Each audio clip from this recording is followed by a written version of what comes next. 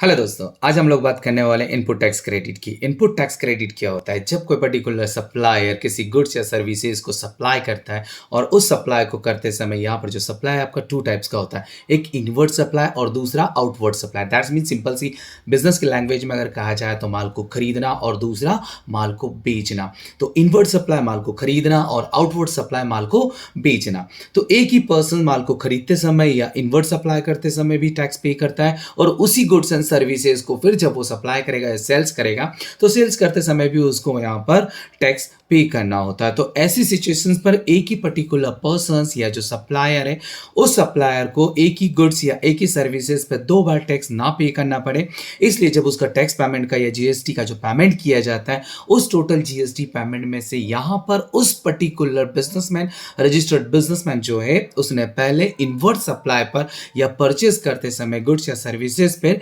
जितना भी tax payment किया हुआ है उस टैक्स पेमेंट की यहाँ पर उसको जो रिबैट मिलती है वही रिबैट जीएसटी एक्ट के अकॉर्डिंगली सेक्शन 16 to 19 में उसे जो रिबैट दी जाती है वो कहलाती है इनपुट टैक्स क्रेडिट। सिंपल सी लैंग्वेज में अगर हम लोग यहां पर कहें तो इनपुट टैक्स क्रेडिट क्या है? एक प्रोडक्ट को खरीदते समय एक व्यापारी ने या बिजनेसमैन ने या सप्लायर ने जितना टैक्स पेमेंट किया हुआ है और बेचते समय फिर से अगर वो उस पर टैक्स पेमेंट कर रहा है तो टोटल टैक्स पेमेंट में से उसने पहले जितना टैक्स पेमेंट उसको खरीदते समय किया हुआ है तो ऐसे पेमेंट पर किया गया जो टैक्स जो पहले से पे किया हुआ है उसकी जो रिबैट मिलेगी, उसकी जो डिडक्शंस मिलेगी, वही डिडक्शंस वही रिबेट यहां पर इनपुट टैक्स क्रेडिट कहलाती है।